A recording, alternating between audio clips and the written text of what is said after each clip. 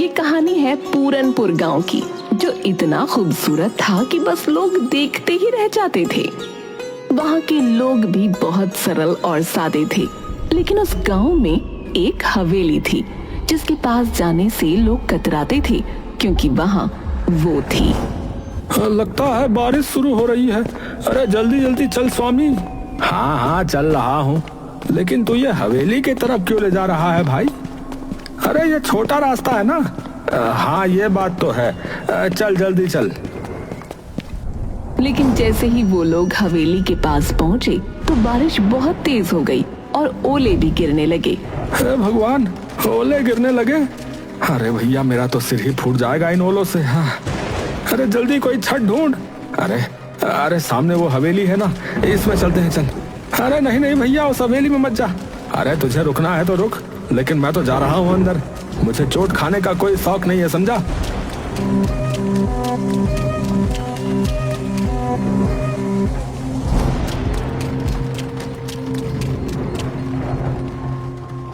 और फिर उन्होंने नजर घुमाकर हवेली को देखा। हवेली इतनी पुरानी थी जितना पुराना गांव, लेकिन इतनी पुरानी होने के बावजूद वो जर्जर नहीं थी, लेकिन हाँ डरावनी जरूर थी।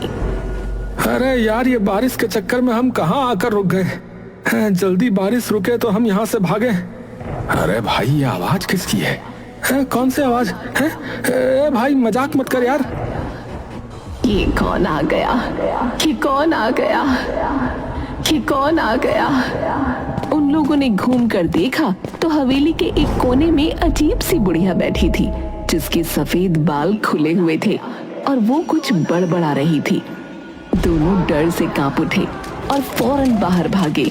बाहर अभी भी ओले गिर रहे थे, लेकिन इस बार वो ओलों की चोट खाते हुए अपने घर की तरफ भाग गए। भैया राम, भैया लोग सही कहते हैं सोनी। अरे वहाँ कुछ है भैया। भैया मैं तो कसम खाता हूँ अब उस तरफ नहीं जाऊंगा भैया। पूरनपुर गांव में कुछ दिन बाद एक बड़ी अजीब घटना हुई। गांव में 4 नए लोग पहुंचे, एक नौजवान जोड़े के साथ 2 नौजवान लड़के और। अरे भाई आप लोग कौन हैं और इस गांव में कैसे आना हुआ? नमस्ते, मेरा नाम राजीव है, ये मेरी पत्नी रिया है और ये मेरे भाई हैं रमन और प्रेम। हम यहाँ अपनी हवेली को बेचने आए हैं जो गांव में पूरब में है। हाँ हवेली है भैया? कौन सी हवेली? वो जो बरगद के पेड़ के पास वाली, वही ना? हाँ हाँ वही, हमारे दादाजी की थी, अब हम उसे बेचना चाहते हैं। ये सुनकर मुखिया हैरान हो गया और गांव वालों की भीड़ जमा हो गई। सब फुसफुसाने लगे। तभी मुखिया सीरियस होकर बोला, बेटा वो हवेली आज भी गांव के डर का कारण है। वहाँ एक बुढ़िया दिखती है अजीब सी। कोई नहीं जानता कि वो असली है या आत्मा है, कोई भूत है पता नहीं, या फिर हमारा वहम है। गांव में ऐसी अफवाहें आम होती हैं, हमने भी शहर में ऐसे किस्से खूब सुने। अगर वहाँ कोई बढ़िया होती तो अब तक किसी ने वीडियो बना लिया होता ना। मैं तो वहाँ की तस्वीरें इंस्टाग्राम पर डालूंगी, कौन डरता है भूत से।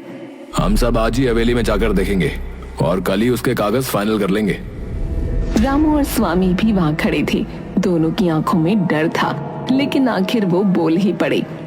भाई साहब मत जाइए, हमने अपनी आंखों से देखा है उसे। वो औरत इंसान नहीं लगती। हाँ उसके पास जाने से जान पे बनाती है। हाँ बता रहा। अगर वो हवेली मेरी है तो मुझे ही देखना चाहिए ना कि उसमें क्या है। ये कहकर वो चारों हवेली की ओर बढ़े। जैसे ही वो हवेली के पास पहुँचे, सबने उसे निहारा। हवेली पुरानी जरूर थी, लेकिन उसकी दीवारों पर एक अजीब किस्म की चमक थी। वाओ, ये हवेली तो किसी राजमहल जैसी लगती है। इतनी मजबूत दीवारें, कितनी भव्य है। यार ये बेचेंगे तो करोड़ों मिलेंगे भाई। चलो अंदर चलते हैं, मैं तो इसका वीडियो बना रहा हूँ। जैसे ही वो अंदर घुसे, एक ठंडी हवा का झोंका आया, जैसे किसी ने उन्हें छुआ हो, लेकिन चारों ने नजरअंदाज किया। अंदर का हॉल अब भी चमक रहा था, जैसे समय ने उसे छुआ ही ना हो। राजीव वहाँ खड़ा होकर बोला, सोचो यार, इतने बड़े हॉल में लोग रहते होंगे। वाह यार। Serious? What? A royal life? लेकिन यार ये कैसी आवाज है?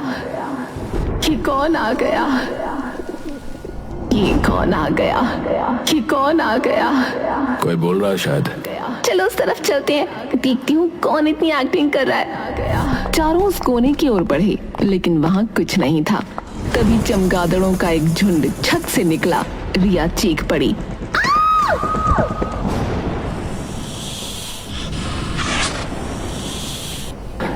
अरे बाप रे, सांप! अरे भागो भाई!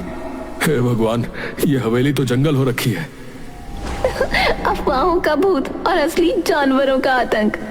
राजीव, रिया, रमन और प्रेम हवेली की सुंदरता और रहस्यमयी माहौल से प्रभावित होकर वहां से निकलने ही वाले थे कि अचानक हवेली के अंदर एक अंधेरे कोने में कुछ हिलता डुलता दिखा। सभी की निगाहें उस कोने की ओर मुड़ी।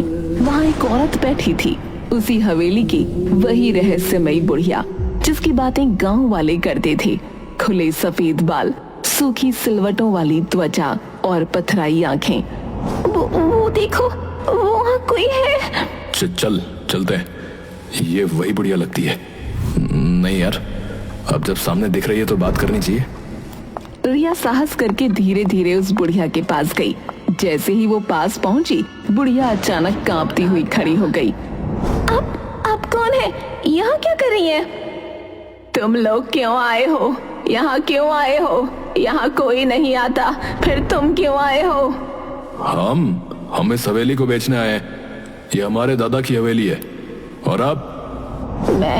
मैं खजाने की रखवाली कर रही हूँ।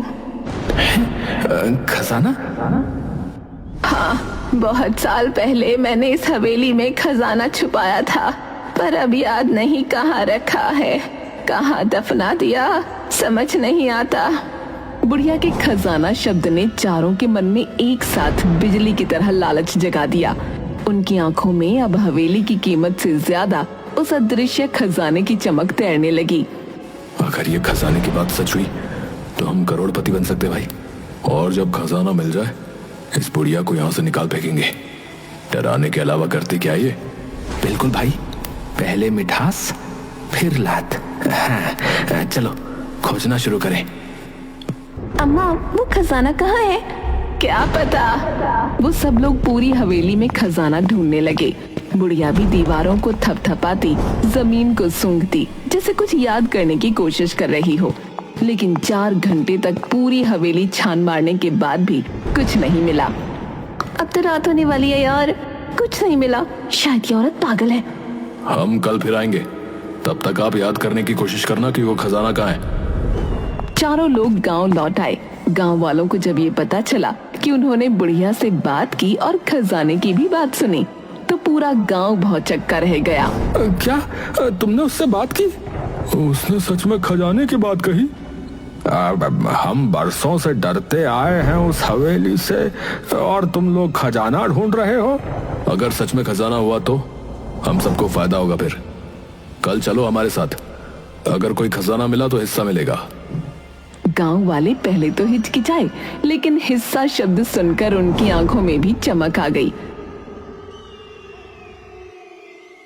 अगले दिन राजीव, रमन, प्रेम, रिया के साथ गांव के 10-12 लोग भी हवेली पहुंचे। वो देखो भाई, वही बुढ़िया। हे भगवान, मुझे यकीन नहीं हो रहा है, मैं यहाँ वापस आ गया। चलो सब, आज इस हवेली का कोना कोना उलट डालो। चलो। लोगों ने हवेली के हर कोने को अच्छी तरह देखा, यहाँ तक कि बाहर बगीचे में खुदाई भी शुरू कर दी। कुछ घंटे बीते, लेकिन कहीं कुछ नहीं मिला। तभी रामू की नजर हवेली के पिछले हिस्से पर गई, जहाँ छत का एक हिस्सा टूट कर गिरा हुआ था। अरे ओ भैया, इधर आओ, देखो। अरे यहाँ कुछ है शायद। कहाँ? अरे ये मलबा हटाओ, इसके नीचे कुछ है। सबने मिलकर मलबा हटाया और नीचे एक पुराना पत्थर निकला, जो जमीन से अलग दिख रहा था। जैसे ही उसे हटाया गया, नीचे सीढ़ियां दिखाई दी, एक तहखाने की ओर जाने वाली। तहखाना? ये तो बिल्कुल फिल्मी सीन बन गया। चलो अंदर। वो लोग बारी बारी तहखाने में उतरे। तहखाने में घुप अंधेरा था, सीलन भरी हवा और मकड़ी के जाले। सबने अपनी मोबाइल की फ्लैश लाइट जलाकर जगह जगह टटोला। तभी रमन की नजर एक लोहे के पुराने संदूक पर पड़ी। ओ इधर देखो यार, कुछ मिला है, एक संदूक। अरे यार जल्दी निकालो इसे यार। संदूक भारी था, लेकिन गांव वालों की मदद से बाहर ले आया गया। जैसे ही बुढ़िया ने उसे देखा, वो पागलों की तरह झूमने लगी। मिल गया मेरा खजाना, मिल गया मेरा खजाना, मेरा खजाना। चारों लोग एक्साइटेड हो गए। अब उन्होंने फटाफट संदूक खोला, लेकिन उसके अंदर जो था वो देखकर सबकी रूह कांप गई। ये क्या है? ये तो किसी बच्चे का कंकाल है। चारों तुरंत पीछे हट गए, लेकिन बुढ़िया संदूक को पकड़कर बैठ गई और उसकी आंखों से आंसू बहने लगे। ये क्या है? तुमने तो कहा था खजाना है। जवाब दो, ये क्या है? बताती हूँ, सारा सच बताती हूँ। बुढ़िया ने बताना शुरू किया कि उसका नाम गौरी था। एक समय में जवान, सुंदर और भोली भाली गौरी अपने पति और ससुर के साथ इस हवेली में रहती थी। पर किसे पता था कि जिस घर को वो स्वर्ग समझती थी, वो एक दिन उसका नर्क बन जाएगा। बाबूजी, वो आपकी बहू ना माँ बन गई। देखिए, बेटी हुई है, कितनी सुंदर है ना? क्या कहा बेटी? तुझे शर्म नहीं आती है? हमारे खानदान में बेटी नहीं होती, बेटा चाहिए था, बेटा। मुझे तो इससे बात भी नहीं करनी, निकम्मी औरत। गौरी के पति ने न तो बेटी को गोद में लिया, न कभी उसकी शक्ल देखी। बच्ची के जन्म के साथ ही मानो हवेली का हर कोना ठंडा और बेरंग हो गया। गौरी अकेली पड़ गई, अपनी नन्ही जान को सीने से लगाकर हर दिन अपमान और तानों से लड़ती। बाबा, मैं क्या करूं? मुझे बेटा चाहिए, कोई उपाय बताओ। उपाय है, अपनी बेटी की बलि चढ़ाओ। रक्त की आग में पुत्र की राख से जन्म होगा। उसने बिना कुछ सोचे तांत्रिक की बात मान ली। एक रात हवेली के तहखाने में जहां अंधेरा रहता था, वहीं उसने अपनी ही बेटी की हत्या कर दी। उसके साथ उसका ससुर और 2 नौकर भी थे। सबने देखा, लेकिन सब चुप थे। उधर गौरी की आंख खुली तो बच्ची को न देखकर तड़प उठी। मेरी बच्ची कहाँ है? वो तो मेरे साथ थी। गौरी उसे हर जगह ढूंढते हुए आखिरकार तहखाने की ओर भागी और वहां का नजारा देख चीख पड़ी। नहीं, ये क्या कर दिया तुमने? मेरी बच्ची! गौरी पागल हो गई। उसके भीतर की मां जल उठी। उसी तहखाने में पड़ा एक बड़ा चाकू उठाया और एक एक करके सबका खात्मा कर दिया। मेरी बच्ची के खून से कोई बेटा नहीं मिलेगा तुझे, सिर्फ अभिशाप लगेगा तुझे। सब मारे गए और गौरी वहीं तहखाने में अपनी मरी हुई बच्ची की लाश को सीने से लगाए घंटों बैठी रही, शायद कई दिन। और फिर एक दिन उसने उस नन्ही लाश को एक संदूक में बंद किया, जैसे वो कोई खजाना हो। सो जा मेरी रानी, अब कोई तुझे नहीं छीन सकता, तू मेरा अनमोल खजाना है। वो संदूक लेकर वहीं तहखाने में बैठी रही। वक्त के साथ सब बदल गया। हवेली सुनसान हो गई और जब वो एक दिन ऊपर आई तो छत का एक हिस्सा गिर पड़ा। तहखाने का रास्ता हमेशा के लिए बंद हो गया। गौरी ऊपर रह गई और संदूक नीचे छुप गया। यादें धुंधली हो गईं, पर उसका पागलपन वही रहा। गौरी की आंखों से आंसू झर रहे थे। सामने बैठे राजीव, रिया, रमन और प्रेम सन्न थे, जैसे किसी ने उनकी जुबान छीन ली हो। ये सब सच है? हाँ, ये मेरा खजाना है, मेरी बेटी, मेरी जान, मेरी दुनिया। पागल औरत, ये खजाना है, हड्डियां और सड़ती यादें हैं? राजीव वो संदूक को लात मारकर दूर फेंक देता है। ये देखकर उस बुढ़िया को बहुत तेज गुस्सा आ गया। वो पागलों की तरह चिल्लाने लगी, नहीं, ये मेरी बच्ची है, तेरी हिम्मत कैसे हुई मेरी बच्ची को लात मारने की? वो पगलाई हुई औरत अब उस संदूक को गोद में लेकर हवेली के अंदर की ओर भागी। उसकी चीखें हवेली की दीवारों से टकरा कर लौट रही थीं। मेरा खजाना, मेरी बेटी, मुझसे कोई नहीं छीन सकता। अरे अब बहुत हो गया, पागल औरत ने दिमाग खराब कर दिया है।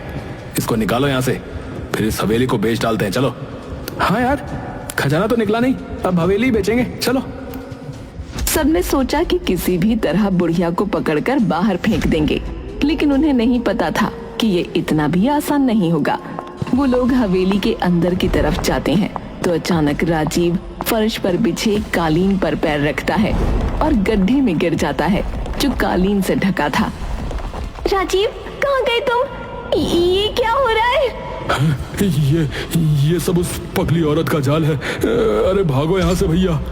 रिया एक कमरे में भागती है, लेकिन वहाँ का दरवाजा बंद हो जाता है और अंदर से सैकड़ों चूहे निकल आते हैं।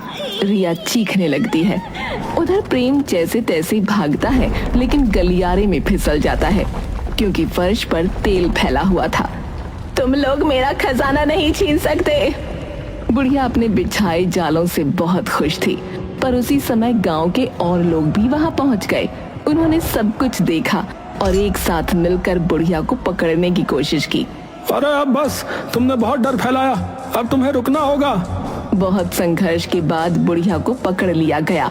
राजीव उठ खड़ा हुआ और बोला, मैं पुलिस बुलाता हूँ। हाँ, ये औरत पागल है, हमें मारना चाहती थी।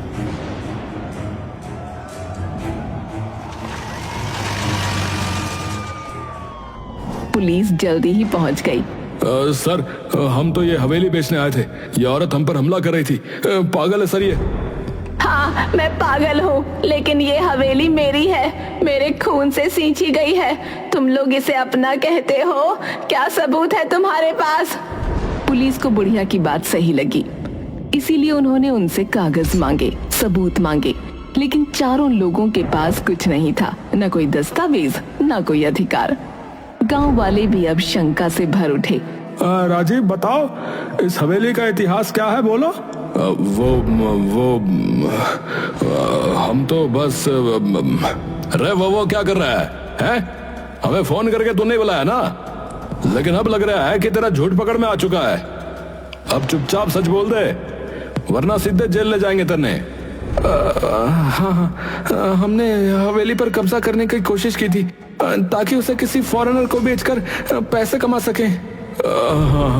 हमें किसी ने यहाँ के बारे में बताया था, तो हमने सोचा कि गांव वालों को बेवकूफ बनाकर अपना काम निकाल लेंगे। हमें माफ कर दीजिए। हैं? माफी? हाँ, जरूर मिलेगी ना माफी। चलो सीधे थाने, चलो, वहीं करेंगे तुम्हें सब माफ। पुलिस ने चारों को गिरफ्तार कर लिया और फिर रामू आगे आया। उसने सबको देखा और बोला, इतनी बड़ी कहानी हो गई, हमें आज पता चल रहा है।